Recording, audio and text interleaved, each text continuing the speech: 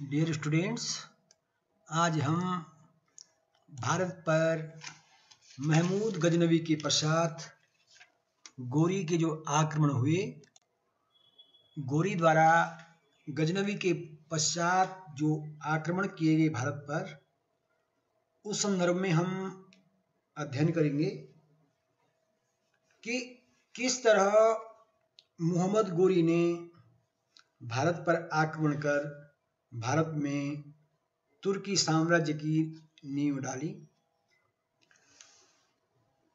गजनवी के समय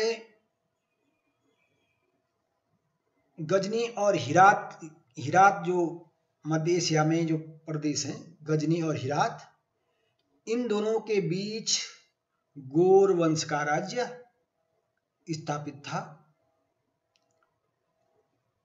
कतिपय इतिहासकारों ने गोर वंश को अफगान बताया है, परंतु गोर वंशीय शासक स्वयं को तुर्कों का ससवनी वंश का मानते हैं।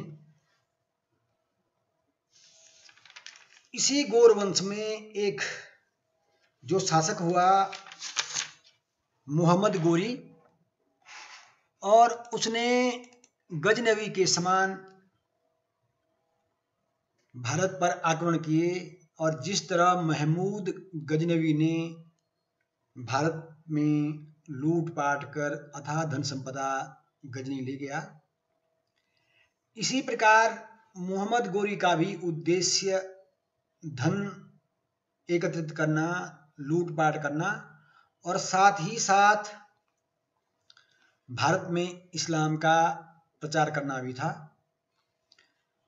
महमूद गजनवी यद्यपि भारत में कोई स्थायी साम्राज्य स्थापित करने में सफल नहीं रहा, केवल पंजाब के सीमांत क्षेत्र ही महमूद गजनवी के साम्राज्य में सम्मिलित रहे, परंतु गोरी ने भारत के आंतरिक भागों तक आक्रमण कर भारत में तुर्की साम्राज्य की नींव डाली। मोहम्मद गोरी का पूरा नाम मुइजुद्दीन मोहम्मद बिन शाम था, जिसे सामान्यतया शहाबुद्दीन मोहम्मद गोरी भी कहा जाता है। जैसे मैंने बताया कि गजनवी बार बार आक्रमण करने के पश्चात भी केवल भारत के पंजाब क्षेत्र में ही अपनी सत्ता स्थापित कर सका, परंतु मोहम्मद गोरी को इस बात के लिए जाना जाता है कि उसने भारत में तुर्की साम्राज्य की नींव डाली। गोरी के समय जो भारत की राजनीतिक दशा थी, उस समय पंजाब में जो है,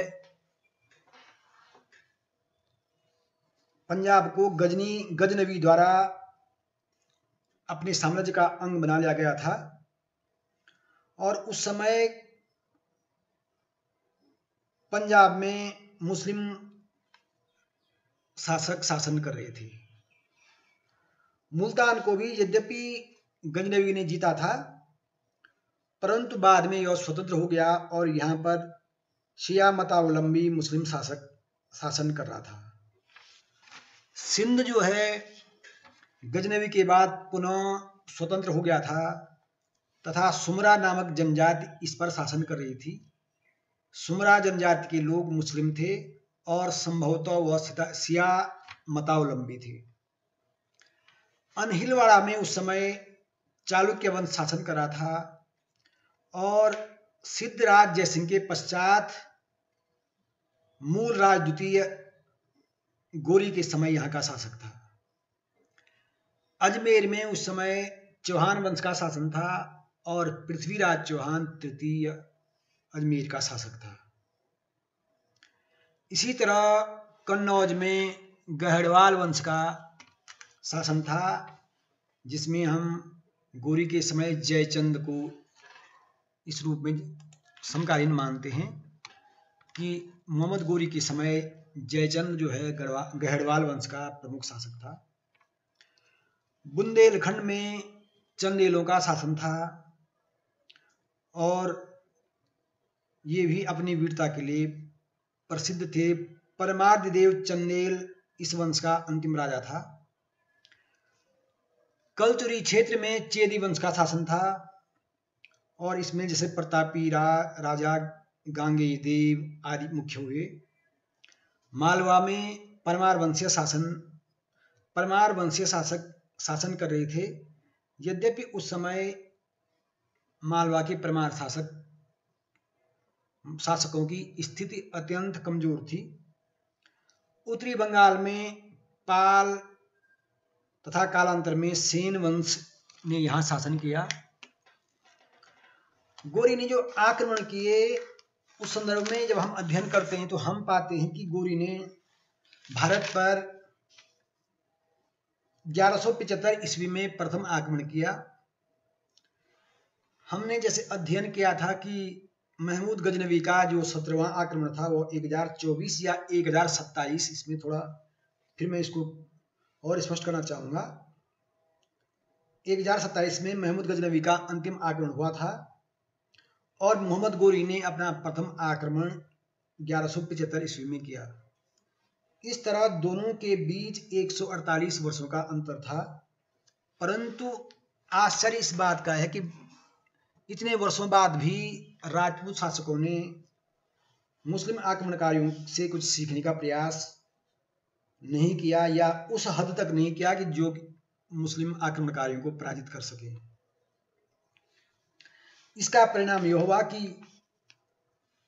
ये जो उत्तर भारत में राजपूत शासक थे ये आपस में संगठित नहीं हो पाए।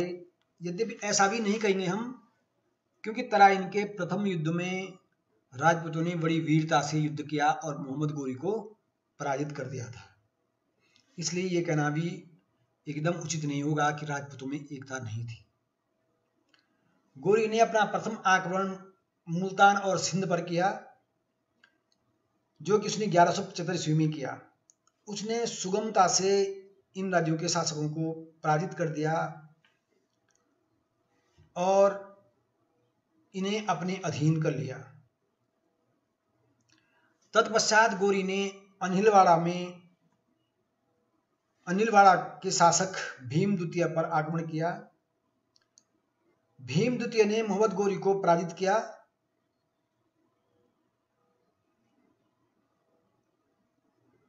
परंतु इस आक्रमण के बाद कालांतर में मोहम्मद गोरी जो भाग्यशाली रहा कि वो इस आक्रमण में बच गया और पुनः अपनी सेना सहित वह वहां से भाग गया। इस तरह अनिलवाड़ा के शासक भीम द्वितीय से गोरी को पराजित होना पड़ा। तत्पश्चात गोरी ने पंजाब पर आक्रमण किया और पंजाब के शासक खुसरो मलिक ने उसे भेंट दी।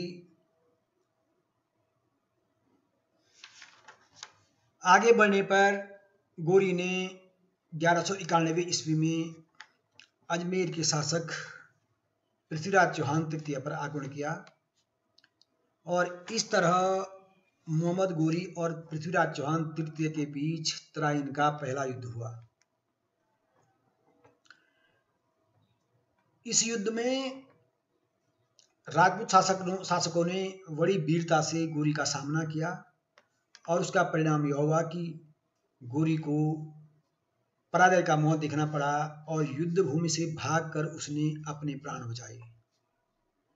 यह भी एक विडंबना ही कही जाएगी कि राजपूतों की जो युद्ध नीति थी कि वह भागते हुए शत्रु का पीछा नहीं करते थे और इसी युद्ध नीति का परिणाम यह हुआ कि गोरी अपने प्राण बचाने में सफल रहा और इस तरह पराजित होने के पश्चात भी गोरी बच गया और बाद में वह पुनः एक शक्तिशाली सेना लेकर 1192 ईस्वी में पुनः उसी तराइन के मैदान में आ डटा।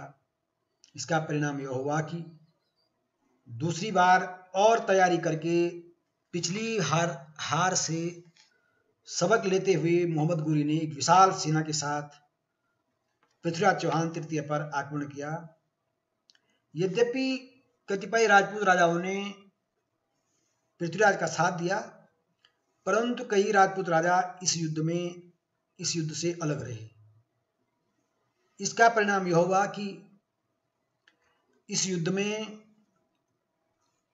पृथ्वीराज तृतीय को हार मिली, हार का सामना करना पड़ा। जैसे मैंने कहा कि तराइन के प्रथम युद्ध में मोहम्मद गोरी बुरी तरह पराजित हुआ और युद्धभूमि से भागकर उसने अपनी जान बचाई। गजनी पहुंचकर मोहम्मद गोरी ने अपने अधिकारियों, सैनिकों और रण क्षेत्र से भागे सभी सैनिकों को दंड दिया, उन्हें अपमानित करके पूरे शहर में घुमाया।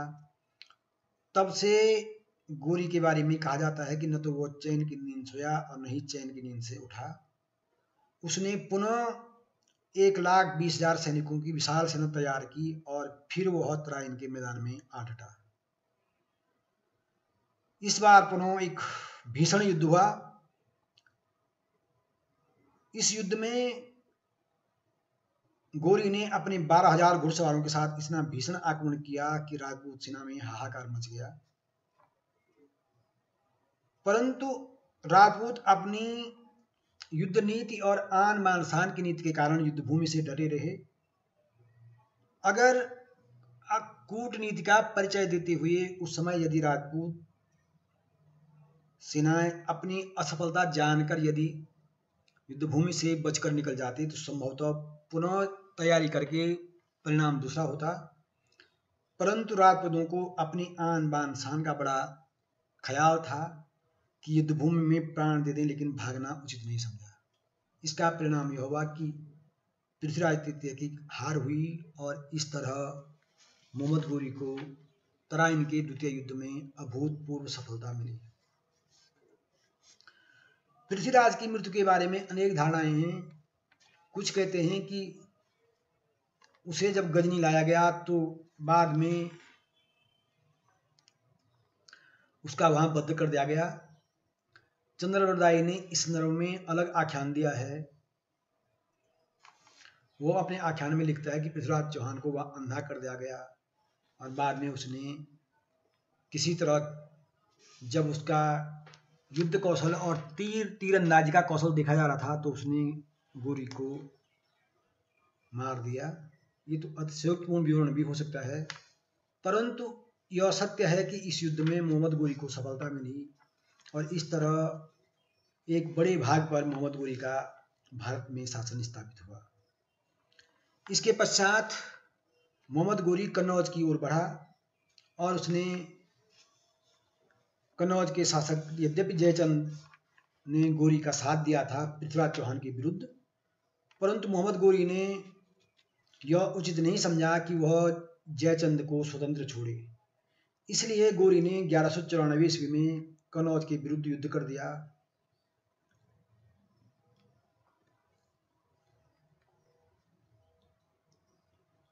और कन्नौज को अपने अधीन कर दिया।